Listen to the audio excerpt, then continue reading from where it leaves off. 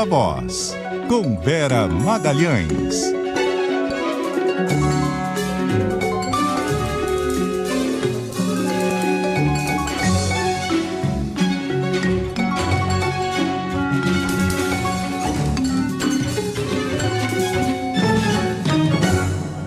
Oi, Vera, boa noite, bem-vinda, tudo bem?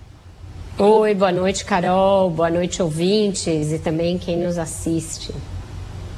Vera, início de ano meio fraco no noticiário político, mas tem uma expectativa grande pelo 8 de janeiro, né? Esse grande ato aí que deve reunir autoridades para lembrar um ano dos ataques de 8 de janeiro. O que a gente pode esperar desse evento e como é que a oposição deve se comportar? Vão comparecer? Pois é, Carol, eu acho que é o primeiro grande momento em que os políticos vão voltar a dar as caras, né? E neste ano o Lula estava em recesso aqui no litoral do Rio de Janeiro, os presidentes da Câmara e do Senado também tiraram alguns dias, alguns dos ministros também fora de Brasília, tá até difícil da gente achar alguém para conversar, mas tem essa grande expectativa. Hoje você não cai, né, Vera? Nenhuma fonte vai te ligar nessa época, não. Assim esperamos, né? Enfim, quer dizer, esperamos que liguem, mas não neste momento. Não agora.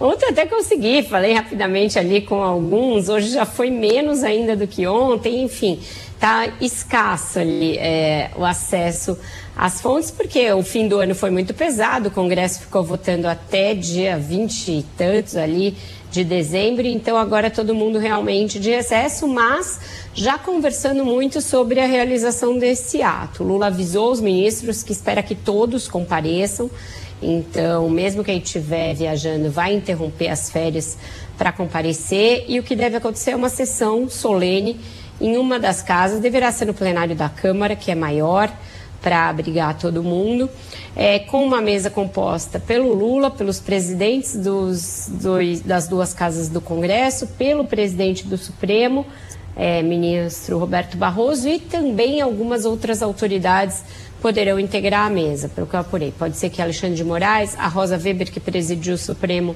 na época dos ataques, e o ministro da Justiça, por exemplo, tenham assento nessa mesa também.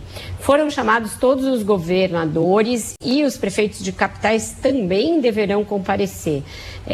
E aí tem essa dúvida sobre se os governadores da oposição, governador de São Paulo, governador de Minas, governador de Santa Catarina, do Paraná, vão comparecer ao ato, porque eles compareceram no dia seguinte, ao 8 de janeiro, mas era aquele momento em que havia ali uma comoção muito grande, a necessidade de dar uma resposta institucional aos ataques e de mostrar que eles não tinham nenhum tipo de simpatia ou de condescendência com quem perpetrou aqueles ataques.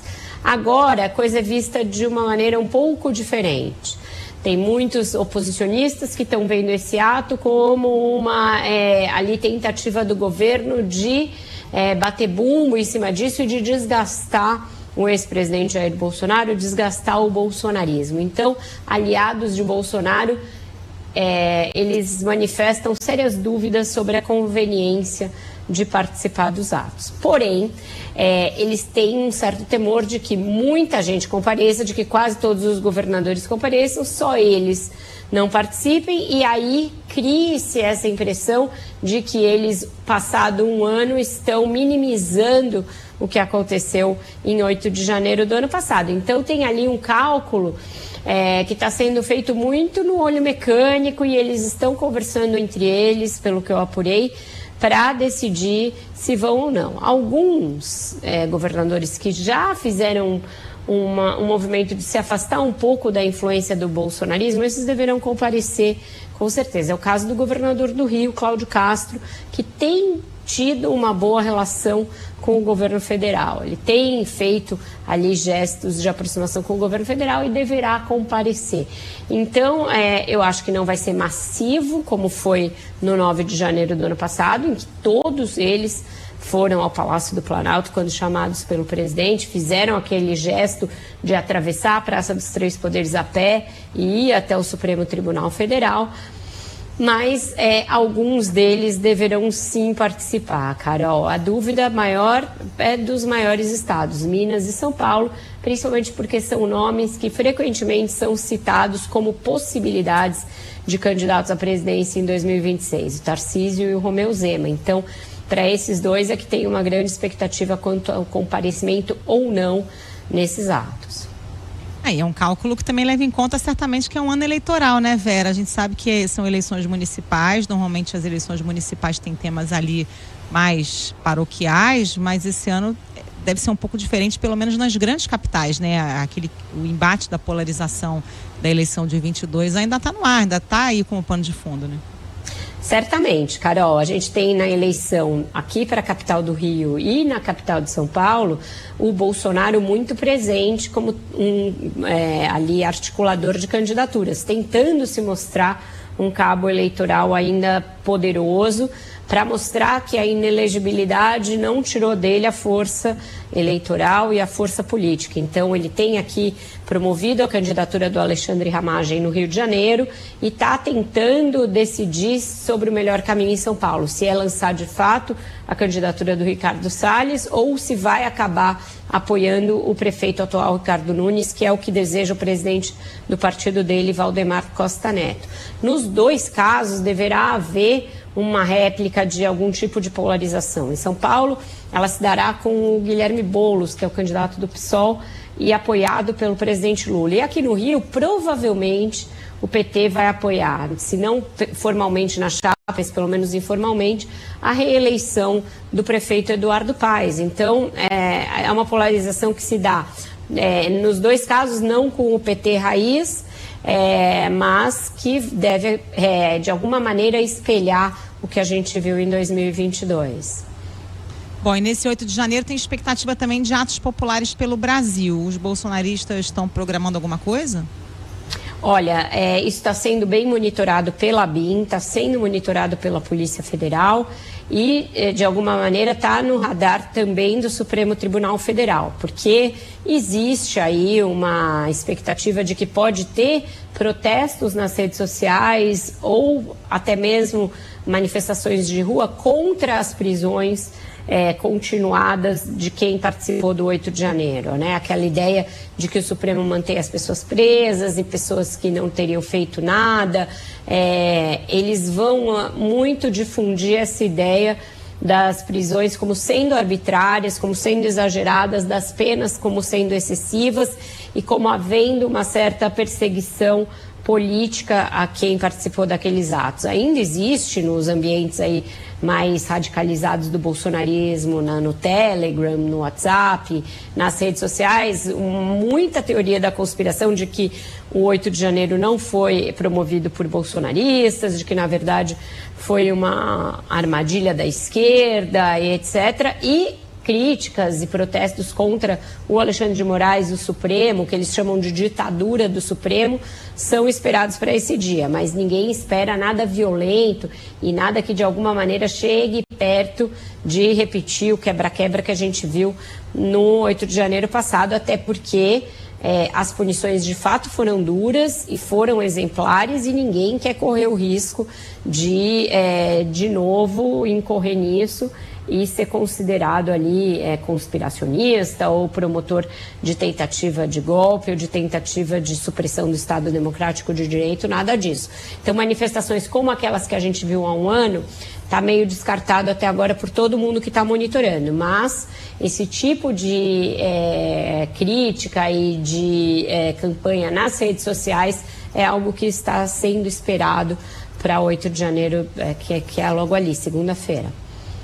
Também não sei se teria esse volume todo, né, Vera? Porque é um movimento que arrefeceu muito, sobretudo depois que o Bolsonaro ficou inelegível, não tem mais o mesmo quórum, né?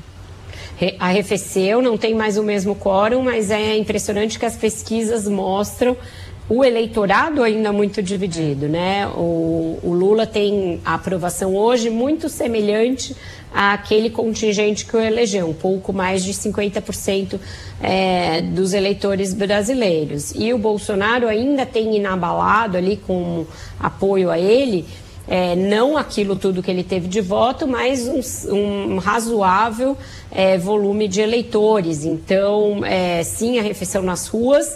Os militares tiraram totalmente o pé também, aquela boa vontade dos militares que permitiu que acampamentos permanecessem montados depois da eleição, depois da posse, etc. Tudo isso acabou.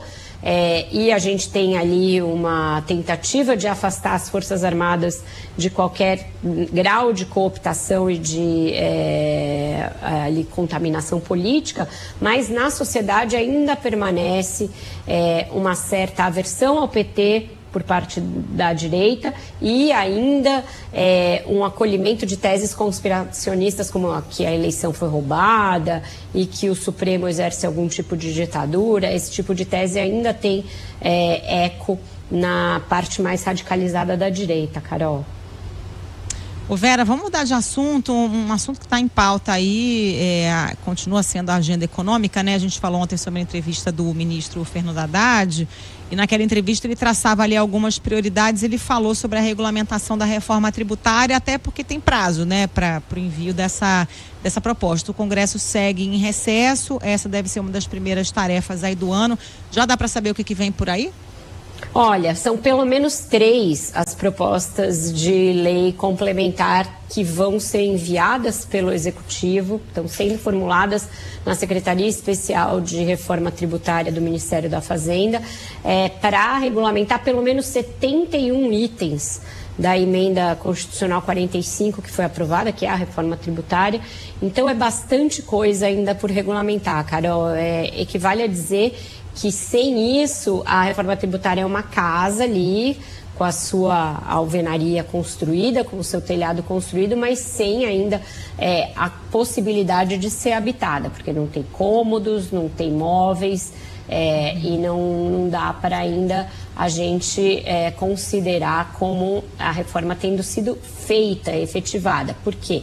Ela muda uma série de tributos, substitui uma série de tributos sobre o consumo e sobre os serviços por 2, né, que é o imposto sobre bens e serviços e a contribuição sobre bens e serviços, mas desde a alíquota, que é o mais básico, né, você saber quanto você vai pagar desse imposto, até o funcionamento do tal do comitê gestor desses impostos, nada disso está concretizado, nada disso está claro como vai funcionar. Então, a primeira das leis complementares e a mais importante deverá estabelecer justamente a alíquota base e as alíquotas com as exceções que foram aprovadas pelo Congresso, dos 2 tributos, do que é federal e do que é estadual.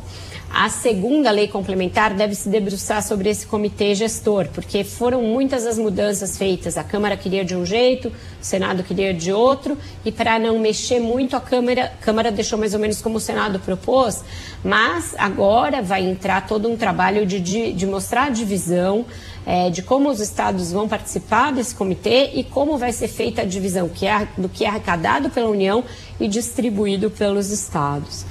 E a terceira proposta deverá se debruçar um pouco melhor sobre os regimes ali de exceções, sobre o sistema de créditos e reembolsos, uma série de itens que parecem menores, mas que também precisam ser aclarados para que a reforma entre em vigor. E mesmo assim, a gente já disse aqui, é bom sempre repetir, essa entrada em vigor é uma coisa paulatina, gradual, que começa em 2027 e vai ali até 2033 pelo menos. Então, bastante coisa.